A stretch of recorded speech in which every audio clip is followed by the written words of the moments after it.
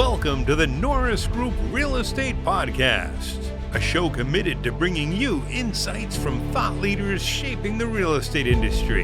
In each episode, we'll dive into conversations with industry experts and local insiders, all aimed at helping you thrive in an ever-changing real estate market, continuing the legacy that Bruce Norris created, sharing valuable knowledge, and empowering you on your real estate journey.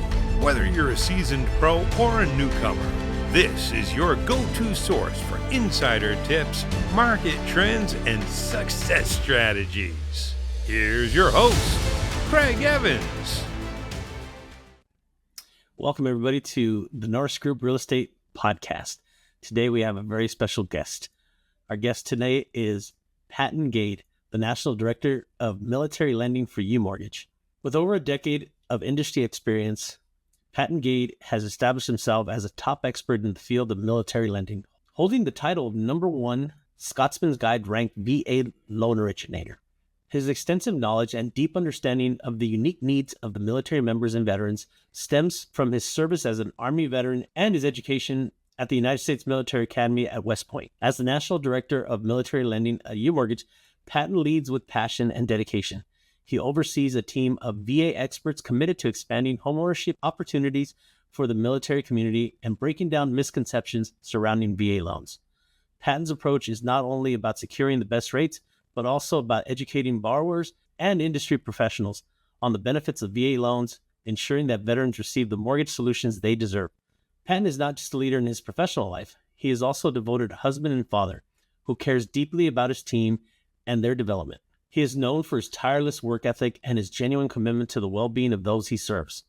Whether you're a borrower looking for guidance or an industry professional seeking some insight, Patton's expertise and leadership make him a valuable resource in the world of mortgage lending. Let's welcome Patton Gade. All right, welcome everybody to the Norris Group Real Estate Podcast. We have a really cool guest today. Last weekend, I spent Saturday at the Financial Freedom Summit put on by White Feather Investments, and they had a myriad of presenters and speakers that were all there to increase awareness, educate, and really try to have military and first responders get into the game of real estate. And Patton was one of the speakers, Patton Gade here. And it really struck me some of the things that he was talking about, and the whole goal we were just talking about this, Patton and I, of this interview and having him on is so that we can increase awareness of the VA loan, because it's such a great product, and it's from what I heard on Saturday and just the little research I've done is very underutilized. So, Patton, welcome to our show. I appreciate you having me, Joey. It's great to be here. So Patton, where are you originally from? So I grew up in North Dakota, and then I went from there. I went to West Point, went into the Army, moved around quite a bit. And then I got out of the Army in 2002 after 8 years of active duty. And I actually moved back to North Dakota, was there for a couple of years. And then corporate America started moving me around, and I ended up landing in Phoenix. So North Dakota boy from, 50 below. And now I'm in Phoenix, and I've been here, since 2006. So it's been a minute. Awesome. But negative 26 to positive 120, I've got both ends of the spectrum going.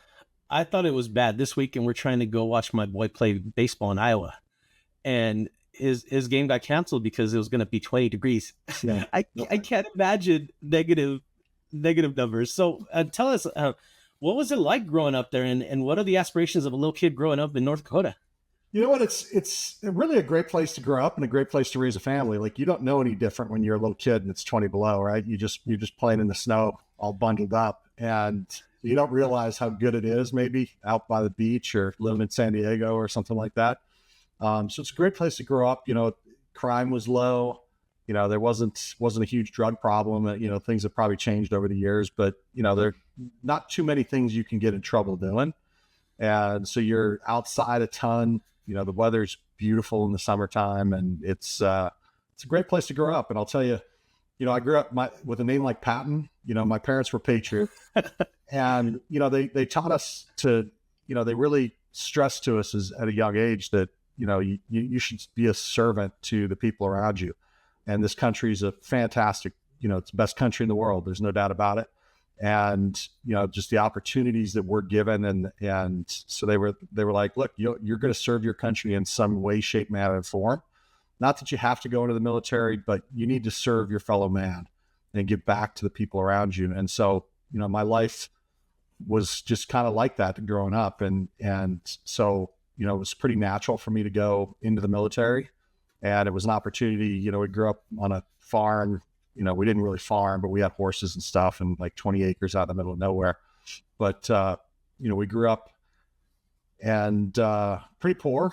And so my only opportunity to go to college was to, you let the military pay for it in some manner. And so I decided to go to West Point and was fortunate enough to get accepted there, and, spent 8 years active duty. And, when I got out of the Army, I still was looking for a way to serve, and I went into medical sales, and I really felt like I found a great company, and I worked for Johnson & Johnson for quite a while. And they have a really strong culture and, about service and taking care of others. And then I just kind of fell into the mortgage industry and realized that I could, put my... I'll get into that a little bit. I want to expand on a couple of things first. So it was important, but where did that come from? Did you have some early mentors? Was that maybe your dad, your mom? Who it was really my mom and dad. My parents were both school teachers, and even now, my dad passed away, 13 years ago or something. And there are people that I run into or connect with online or whatever that are from that area. And consistently, throughout my whole life, really, we'd run into somebody at the grocery store or something. And somebody would come, go, "Hey, Mr. Gade, how are you?" And I'd look at him, I'd, just a little kid, and I'd be like, "Dad, how do you know that guy?" They'd be 20 something or 30 or whatever. And because he'd been a teacher forever. And so I constantly saw the people that my dad was, he impacted their lives. I've seen, kids that were troublemakers, and, he'd have them in his office as a school principal, and they would sit there and do their work in his office literally every day, all week long. And then to see, I was thinking specifically about one young man that was, being raised by his grandparents and didn't have really his parents in his life. And he actually sat in my dad's office for maybe 2 or 3 years, like literally every day, because the teacher couldn't handle him. And dad would have him there. And then this kid ended up growing up, getting great grades, excelling in high school. And he ended up going to West Point. So so my dad had a super big impact on young kids his whole life. And my parents were just all about service, just taking care of other people and treating people the right way. And it was inspiring. I coach travel baseball, and one of the things that people are surprised that we tell them, we always talk about being great teammates, but, we're not also trying to develop baseball skills and being a great teammate, but we're trying to develop great young men. Yeah. And that's really important to the core of what we do and why we actually have service projects. We show up as a team and, put hygiene packs together for the homeless, or, teacher packs. Now, you came from 2 teachers. Did you ever think about going into that profession? Oh gosh, no. No. That's a rough life. Well, you get summers off. Remember, that's the big sale, right? You get some summers off, right? But the pay's not very good. Not very many people truly value educators the way they should. And especially once I went to West Point and stuff, like that wasn't in the cards for me. So let's get into that a little bit. Education is important. A big part of our job now is educating people on like VA loans and how they can use them and how they can. So I spend a ton of my time educating not only borrowers but realtors. But that's funny. Like now the education that we choose to engage with is almost nothing like what we got when we were, in school. But, that's a whole different topic for another story. Now, you were a helicopter pilot in the service. What kind of helicopter did you fly? I was a Black Hawk pilot. So I spent 8.5 years doing that and commanded a company in the 101st Airborne. And it was I always tell people it was a great way to spend your 20s. I don't know if I'd want to be doing that today necessarily, but yeah, it was a lot of fun. And it's always fun when you get a bunch of old aviators together and they start telling stories. And I almost died. There I was, like doing all the hand gestures and stuff. Did you ever serve at a time where there was deployments? So my first assignment out of flight school was to Korea, and that's not really a deployment. I get that, but I graduated from West Point in '94, and then I was a company commander when 9/11 happened. But then it took a while for things to ramp up, and I ended up leaving the Army middle of 2002. So the second Gulf War didn't really kick off until early '03. So I kind of missed both, and I kind of had some survivor guilt. I'll be honest with you. Like after wearing uniform for 8 or 12 years, really, and then missing the deployment to Iraq by 6 months. I was sitting there watching it on Fox News and CNN, and kind of going, man, I should really be there. So it was kind of a weird time for me. So you spent 8.5 years. As you're going through, what type of training did you get? What did you think you were going to do when you left the Army? You know what? I had no idea what I was going to do. I ended up, I had a bunch of people that went into different sales jobs and whatnot. And I thought to myself, like, I never want to be in sales. Like, cause you think of sales as like a used car type thing, right? And if you're a used car salesman out there, I'm sorry. I'd not like the Glenn Ross guys, right? That's right. Right. Always be closing and all the stuff, right? And you don't think of that as an honorable profession, really. But then I read a book, and it was called Integrity Selling. And really, what matters is how you define selling and your understanding of what selling is. And I read that book, and it's like, look, somebody has an issue, they have a problem. You have something that will solve their problem. Solution-based. Natural exchange of value. They're willing to pay for something that solves their problem, and if you have it to sell, like, it's just a mutual exchange of value. And so that really clicked with me, and I went, wait a minute, this really makes sense. And so that was my first job out of the Army was in medical sales. And I did that for, 12 years with a couple of different companies, and had a lot of fun doing it. And then, like I said, I just kind of fell into mortgages. Yeah. So let's talk about that. How did you end up in the lending space? Yeah. So I had one of my West Point classmates was, he put something on Facebook and was like, hey, I'm going to be in town. And I said, hey, when you're in Phoenix, let's get together. Let's have a beer. Let's hang out. And he was here with his wife. And so we set up a dinner, and my wife and I met him and his wife. And then there was one other guy that we both knew that showed up. And so the five of us had dinner, and he was like, Pat, you need to come work for me. And I was like, I'm good. I'm good. And then about 6 months later, my company, there was some weird stuff going on. And my spidey sense was kind of going off, like, wait a minute, something's not quite right here. And so I called my wife, and I'm like, I think I need to leave this company. I need to do something. And she goes, call that guy we had dinner with. And I go, what guy? Remember that guy? And I go, oh yeah. And she brought it back to my memory. And so I called him. I go, hey, you said come work for you. What do you do? And he said mortgages. And I go, oh, all right. Don't know anything about him, but and he's like, I'll hook you up with the guy that manages the office there in Phoenix, and you can go talk to him. And I went and spent like 2 hours with him and kind of learned a little bit about what he did. And I'm like, wait a minute, I've been in sales for 12 years. I'm a math geek. So the math part of it should be really easy. And like, this might be really good. So I jumped at that. And, a few years later, turns out I do have an aptitude for them. And I have a lot of fun doing it. So it's been the perfect career for me. And I've been doing it now, almost, 10 and a half years. Now, I was looking at your LinkedIn profile, and I did see all the sales before you got into lending. Now, everything has been, lending. It wasn't until you got to UMortgage that you were actually named the National Director of Military Lending.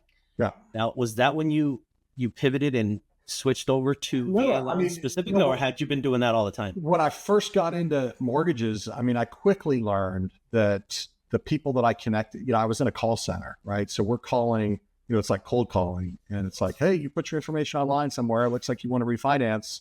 Can we talk? And it's click, click, click, click, click, click. And then I realized that there's a box check that said veteran. And I realized that if I said, hey, it says here you're a veteran, what service were you in? People would oftentimes answer that question. And so if you get 5 seconds, maybe you get 10, maybe you get 30, Maybe you get 2 minutes, 5 minutes, and pretty soon you've got some sort of relationship, and then you can get to the bottom of, is there a problem here I can solve? But I realized the veteran-to-veteran connection was key. And then the second thing I realized, or over the course of, the first couple of years, is I realized that in lending, very, very, very few loan officers who do mortgages actually understand the nuance of a VA loan. And then the second part about that is that they don't speak the same language as a veteran. They don't know what an LES is. They don't know what an ETS date is. They don't know what any of those things are. And so it was very natural for me when I would talk to a veteran that we would be speaking the same language. And sometimes we had the same experiences or happened to be stationed in the same place at the same time or things like that. And oftentimes, in most businesses, personal connection is so key to the business. And so I realized, and so I got really good at VA loans. And over the course of time, 2022, I was the number one guy in the country for VA loans. I was about to say that. 2023, I was number 2 in the country, and my wife never lets me forget that. Like, you're number 2, it's like Ricky Bobby, if you're not first, you're last. Yeah. And so I well, where we at right now? Do you keep a running? Yeah. So 2024 numbers aren't out, but I should be, in the top 5 or 10, considering there's, hundreds of thousands of loan officers in the country. I feel like that's pretty good. So let's back it up a little bit. So the very first, VA loan happened in 1944. Yeah. That's astonishing to me. Now, why was the program even put together, and what was the whole purpose of the VA loan? So it was part of the Servicemen's Readjustment Act. Often people call it the GI Bill, right? So it had to do with people coming back from World War II, and how can we give these guys that have been overseas for, in some cases, several years, how can we get them a leg up and get them, integrated back into society? And so there was an education portion of that, which still stands today as the GI Bill benefits. And then they put a home loan benefit in there. And at the time, it's a one-time use thing. You could use it once, and it expired. I want to say it expired 10 years after you left the service. And then over time, the VA loan has morphed. It's changed. The rules change a little bit all the time. And so it's important to kind of stay up with what the new rules are. But the benefit itself has changed significantly over time. And it's really the most powerful tool in real estate at this point. Now, the estimates that I've seen and what I heard from the stage that Saturday was that the percentage of people that are using or the usage of the VA loan is somewhere in like 11 to 15%. Yeah, that's right. There's somewhere around 20 million veterans and active duty people in the United States, and only somewhere around, it depends on what you read, but somewhere around 12, 13% of veterans have ever used their VA loan benefits, which so what are the travesty. Yes, and that's why that stat that you said that you were talking about on the stage is the reason I said we got to have Patton on. So what's the criteria? How can, hey, I spent 2 months in the service and I can get a VA loan? So yeah, no, how does that work? It's not quite that easy. So if you're active duty, once you've served in your first unit for longer than 90 days, so the time in basic training doesn't count. The time in your AIT or individual training doesn't count. But once you get to your unit, once you've been there 90 days, you're eligible. Now, if you served in active duty and then got out, you have to have served at least 2 years. And it depends on when you served. So the rules are going to be a little bit different if you served like Vietnam era or before that. So they change based on the time period a little bit. But in general sense, if you served 2 years active duty and then got out of the military, you're going to be eligible for a VA loan. Now, if you're in the Guard or Reserves, you have to have served at least 6 years and done all your weekend drills and your 2 weeks in the summer. So you have to do all 6 years of that.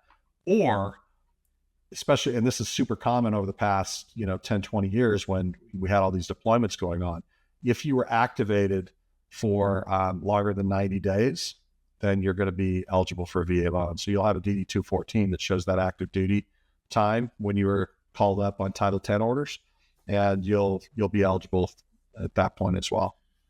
What if I'm just starting out and my service gets cut down because of an injury? So if you get separated because of some sort of disability, then you may still be eligible. And so the other thing, it's the type of discharge you get. It does matter. So if you had a bad conduct discharge or dishonorable discharge, you're not going to be eligible for a VA loan. If you regard to reserves, it has to be an honorable discharge. It can't be a general discharge or something like that. It has to be honorable. But yeah, you may have some options if you were separated because of an injury. You blow out your knee, and they're like, yeah, or you lost a limb or something. They separated you. Yeah, you're probably still going to be eligible, but we'd have to do a little bit of paperwork with the VA to double check that. So when somebody's looking for a VA loan, what's the first thing that they need to do? Well, if you're thinking about using a VA loan, the first thing you need to do is find a loan officer that is competent and good at VA loans. And it doesn't really matter necessarily the company that you choose. Every company is going to have different, maybe different rates and fees. But frankly, you could be with the best company in the world and with a loan officer that just doesn't do VA loans, and you might have a rough time doing it. The analogy I use with people is if you golf one time a year, you're going to be terrible. You're going to be spraying the ball all over the place. If you golf 3 times a week, you're going to be ripping the ball down the fairway. Well, same thing with VA loans. Like 95% of loan officers in this country do fewer than like 2 VA loans a year. Right. And so they're not going to be very good. They're not going to be very competent at them. And you may still get the 18 holes done, but it might be a miserable time. You go to somebody that does, that specializes, that truly specializes in VA, not somebody that just dabbles in it, but they're going to know all the rules. They're going to know all the nuances. And it's going to keep you out of trouble. Like as a loan officer, I'm here to steer people away from places that could potentially be trouble or cause issues in the transaction, and to coach people in the right direction to where it's going to get done smoothly and efficiently. So what is this certificate of eligibility? Well, that's simply the paper that you get from the VA that says, yes, you are eligible for a VA loan. And so that's where they got to start? That is literally the first thing. The very first thing I do when I talk to somebody is I go, okay, let's pull your certificate, especially when they're like, hey, I don't know if I'm for sure eligible. I was in for a period of time. I got out because I hurt my shoulder, whatever it is. Or, hey, I was in the guard but I don't know if I served long enough. I'm like, all right, let's jump on the VA website. It takes me 30 seconds, type in your information, boom. 90% of the time I get the certificate of eligibility pulls up right there. And I go, okay. And it shows me whether you've used a VA loan in the past. It shows me if you have a current VA loan active. It shows me if you have VA disability or not. It shows me all those different types of things. It shows me what service you were in. Like, gives me a lot of information that I can use then to go, yes, you are eligible to use a VA loan, or maybe no, you don't have eligibility left anymore because of, whether you had a foreclosure in the past or, but. Yeah, I want to get into that a little bit. Even if you had a foreclosure, you may still be eligible for another VA loan. It just depends on what the value of that foreclosure was. And so there's some rules there. Sure. And so what is the VA loan limit? Is there a VA loan limit? So the VA loan limit, so if you don't have any entitlement currently used, so you don't have a VA loan out, you've never lost any entitlement for a foreclosure or a short sale or something like that, there is no VA loan limit. As a matter of fact, we've closed loans, $4+ million with no down payment whatsoever. So that's a recent change. So that changed January of 2020. There was a bill signed by Trump, the Blue Water Navy Act, and it had to do with a bunch of stuff. But one of the things that was in it was removing the VA loan limits. So the VA will guarantee any loan of any size as long as you have the eligibility and as long as you can afford that payment. So it opened the door for people that are maybe higher net worth. They're buying these, more expensive houses, and opened the door for them to use their VA loan benefits in a big way. Now you touched on it a little bit where, there's been a lot of changes, a lot of, good changes that have come through. How has technology changed your ability to write these loans? You know what? There are a lot of people that think that like AI right now is it changing the industry? For sure it is. And it's maybe changing a lot of the underwriting and processing of loans. Well, I was just talking about, like, you're talking about, hey, let's just jump on the website and check your eligibility. I'm sure that process wasn't easy. Yeah, probably 20, 30 years ago, that didn't exist. So certainly, I mean, I have access to almost everything I need within minutes. And frankly, if you and I are talking and you're going to do a loan, like, heck, you can text me or email me your pay stubs and W-2s in a matter of seconds, probably. And so, that's made it a lot easier. 30 years ago, people were faxing stuff back and forth and, printing out a credit report and all that stuff. Like, it really is much easier at this point. No doubt. All right, everybody, that's going to do it for this week's episode of the Norris Group Real Estate Podcast with Patton Gade. Please tune in next week for part 2. For more information on hard money loans, trust deed investing, and upcoming events with the Norris Group, check out thenorrisgroup.com. For more information on passive investing through the DBL Capital Real Estate Investment Fund, please visit dblcapital.com. The Norris Group originates and services loans in California and Florida under the California DRE license 01219911, Florida Mortgage Lender license 1577, and NMLS license 1623669. For more information on hard money lending, go to thenorrisgroup.com and click the hard money tab.